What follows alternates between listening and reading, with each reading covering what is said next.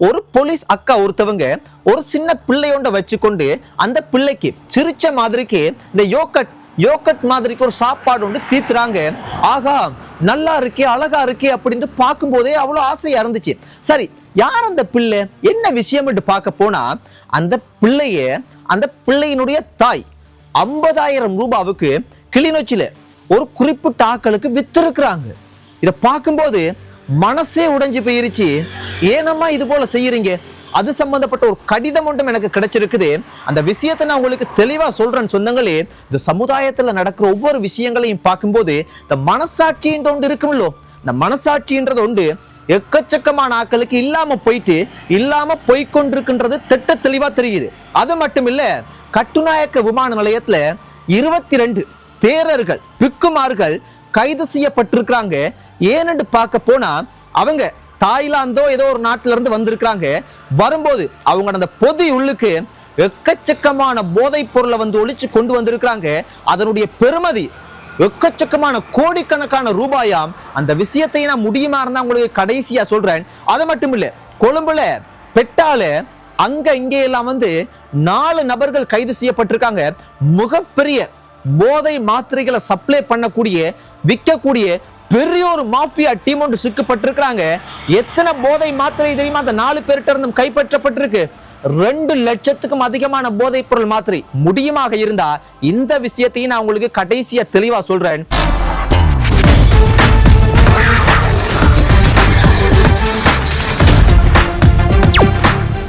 ஒரு போலீஸ் அக்கா ஒருத்தவங்க அந்த பிள்ளைய வச்சு கொண்டிருக்காங்க. அதை பார்த்தோன்னே எனக்கு விளங்கிச்சு ஏதோ ஒரு சிக்கல் தான்ட்டு. அந்த கடிதத்தை நான் உங்களுக்கு முதலாவது சொல்றேன். அந்த குழந்தையை எப்படி தெரியுமா விற்கிறாங்க? விற்கும் போது ஒரு பக்கத்துல அதுக்கு தரகர் வேற இருக்காங்களா, ஒரு ஆண் நபர் இருக்காங்க, இன்னொரு அக்கா ஒருத்தவங்க இருக்கிறாங்க. அதை வாங்குற அக்கா ஒருத்தவங்க ஏதோ இந்த சர்டிபிகேட் வாங்குற மாதிரிக்கு வாங்குறாங்க.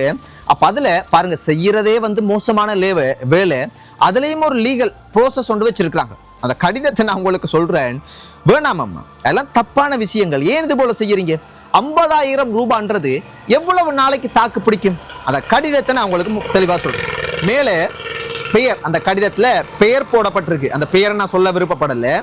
தர்மபுரம் ஏரியா தர்மபுரம் 7ஆம் யூனிட் கிளிநொச்சி. இங்கதான் அந்த சம்பவம் நடந்திருக்குது.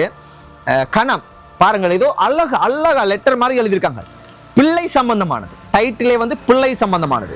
அதுல மேற்படி கூறிய முகவரியில் வசித்து வரும் நான் எனது மகளாகிய 2 வயதுடைய பெண் குழந்தையான அந்த பிள்ளையினுடைய பெயரை போட்டிருக்காங்க என்பவரை என்னுடைய சூழ்நிலை காரணமாக வாங்குறவங்கட பெயரை ஒரு பாய்டையும் கேர்ள்ற பெயரை போட்டு என்பவரிடம் ரூபா 50,000 பணத்தை வாங்கி அவருடைய சொந்த பிள்ளையாக இன்றிலிருந்து வளர்ப்பதற்கு முழு மனதுடன் கொடுக்கின்றேன்.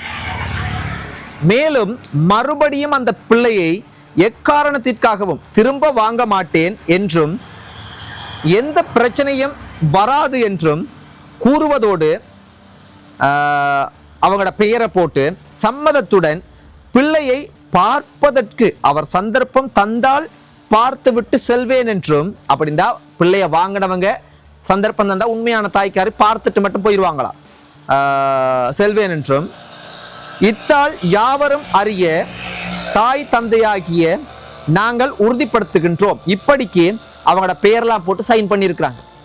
என்ன வேலை இதெல்லாம்? என்னம்மா செய்யறீங்க? இதெல்லாம் தெரிஞ்சுதான் செய்யறீங்களா இல்லைண்டா தெரியாம செய்யறீங்களா? உண்மையா எனக்குண்டா புரியல. ரொம்ப ரொம்ப பாவமான செயல். ஆனா இதுல இன்னொன்றையும் நாங்க பார்க்கணும்.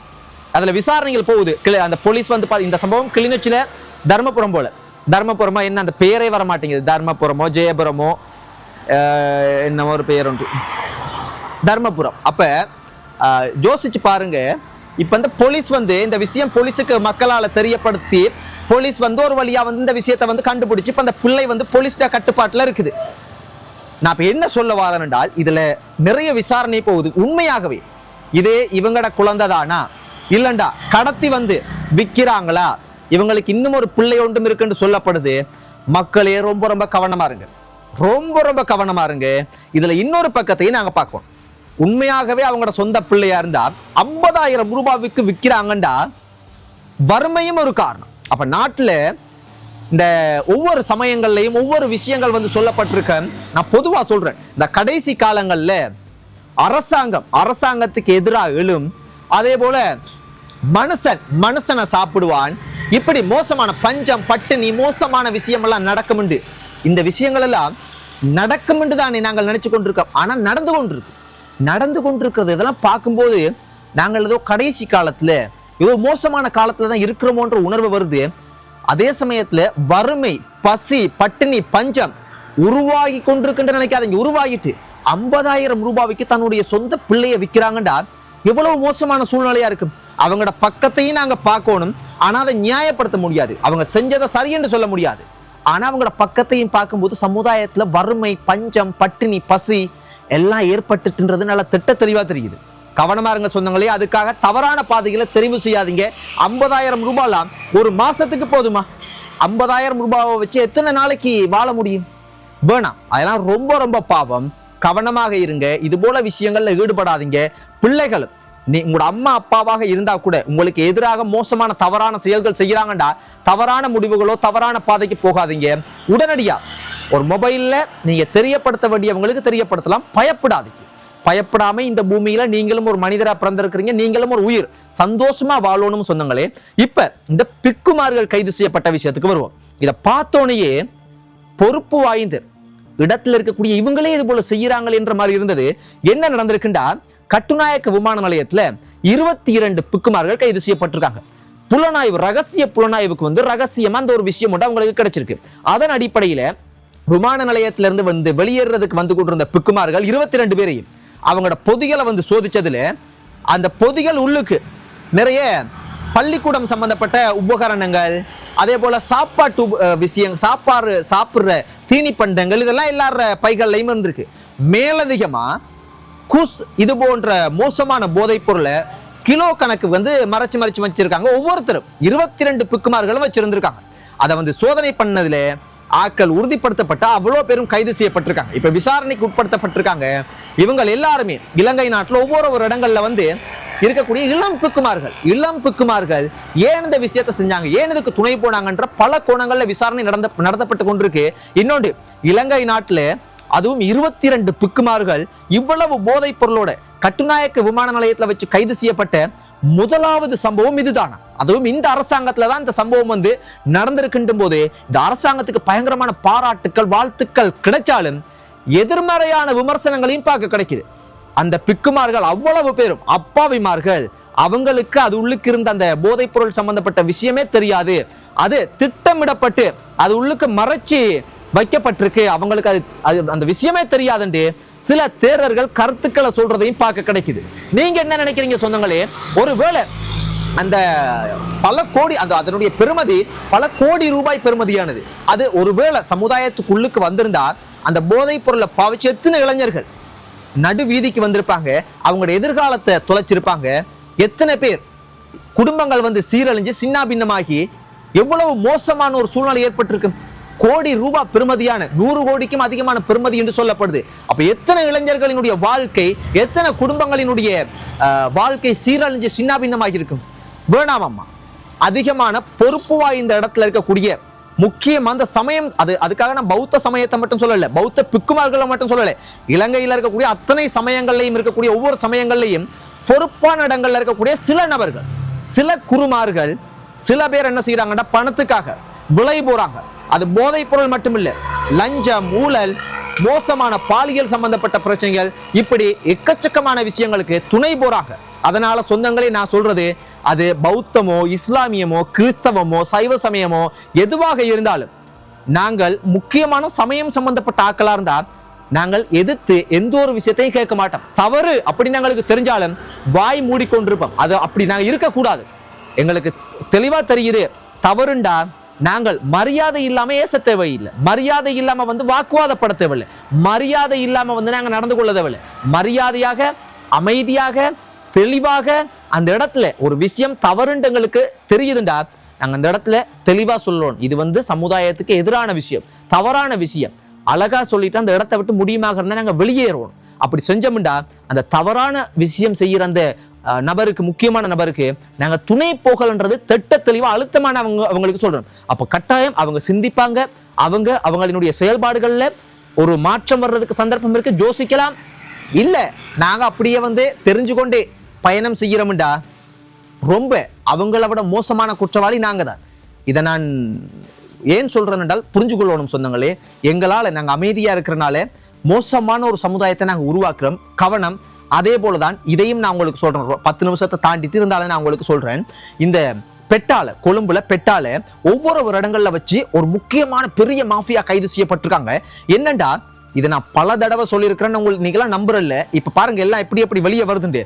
பெட்டால ஒரு பார்மசிக்கு பக்கத்துல, பார்மசில நீங்க நினைச்சு கொண்டிருப்பீங்க எல்லா பார்மசிலையும் மருந்து தான் எடுக்கலாம்ட்டு, மருந்து சம்பந்தப்பட்டது. அப்படி இல்ல, மருந்து மாதிரிக்கு போதைப் பொருள் விற்பனை செய்யப்படுது.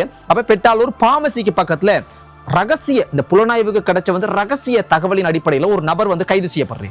அந்த நபர்கிட்ட 6000க்கும் அதிகமான போதை மாத்திரைகள் இருக்கு. அவரை விசாரிச்சதுல இன்னும் ஒரு நபர், அவரோட சம்பந்தப்பட்ட பிசினஸ் செய்யக்கூடிய மெயினா போதை மாத்திரைகள், அதுவும் பள்ளிக்கூடத்துக்கு போகக்கூடிய 10, 11, 12 இந்த மாதிரியான இளம் ஆக்களை குறி வச்சு நல்ல பிசினஸ் பண்ணக்கூடிய ஆக்கள் தான் இவங்க. அப்ப இன்னும் ஒரு நபர் அதே ஒரு 6000, 8000 போதை மாத்திரையோட இன்னொரு நபர் கைது செய்யப்படுறார் பெட்டால. 2 பேரையும் விசாரிச்சதுல இதுக்கு பெரிய லீடர் என்று சொல்லப்படக்கூடிய நபர் அவர் கைது செய்யப்படுறார். அவர் எத்தனைடா 1,80,000க்கும் அதிகமான போதை மாத்திரைகளோட அவர் கைது செய்யப்படுறார். 3 பேரையும் விசாரிச்சதுல இன்னும் ஒரு நபர் 10,000, 12,000 போதை மாத்திரைகளோட இன்னொரு நபர் கைது செய்யப்படுறார். இந்த 4 பேரும் பெரிய ஒரு மாஃபியா டீம் உண்டு. இது இல்லாம 4 லட்சத்துக்கும் அதிகமான விற்பனை செய்யப்பட்ட ஒரு நாள்ல மட்டும் கொஞ்ச நேரத்துல 4 லட்சம் ரூபாய் கலெக்ட் பண்ணிருக்காங்க. கொஞ்ச நேரத்துல அந்த பணமும் 4 நபர்களும் கைது செய்யப்பட்டு இவங்களோட கணக்கில் இருக்கக்கூடிய எக்கச்சக்கமான விசாரணை செய்யப்பட்டு கொண்டிருக்கிறாங்க. ரொம்ப ரொம்ப கவனம் சொந்தங்களே. இந்த போதை மாத்திரைன்றது சும்மா உங்களுக்கு ஃபீவரா இருக்குண்டா, காய்ச்சலா இருக்குண்டா, உங்களோட பள்ளிக்கூடத்துல படிக்கிற நண்பியோ நீங்க குடிங்கன்னு தருவாங்க. ஆனா உங்களுக்கு தெரியாது, நீங்க அதை ஒரு பேனடோல் அப்படி நினைச்சு கொள்வீங்க.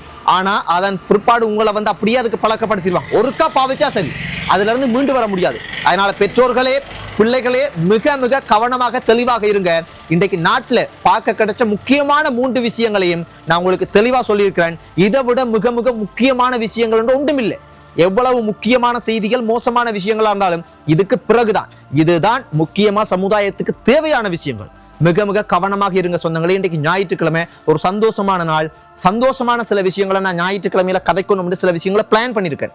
ஆனால் அந்த விஷயங்களுக்குள்ள நீ போகவே விட மாட்டேங்குது. ஏன்டா நான் கதைக்கிறது எல்லாமே சமுதாயத்துக்கு தேவையான போதைப் பொருள், இந்த பாலியல் சிக்கப்படாம இருக்கிறதுக்கு, விழிப்புணர்வு சம்பந்தப்பட்ட, இந்த கொலை சம்பந்தப்பட்ட விஷயங்களை எல்லாம் அவதானமா இருக்கணும். கொள்ளை அப்படியானதான் கதைக்கிறான். ஆனா ஞாயிற்றுக்கிழமையில தான் அதிகமான மோசமான சம்பவங்களை பார்க்க கிடைக்குது. அப்ப லீவு நாட்கள்ல மோசமான சம்பவங்கள் அதிகமாக நடக்குதுன்னு திட்ட தெளிவா தெரியுது. கவனமாக இருங்க சொந்தங்களே, அதை தான் சொல்ல முடியும். குட் நைட் சொந்தங்களே. Good night, sweet dreams. Bye. ரொம்ப நேரம் கதைச்சிட்டேன். பாய்.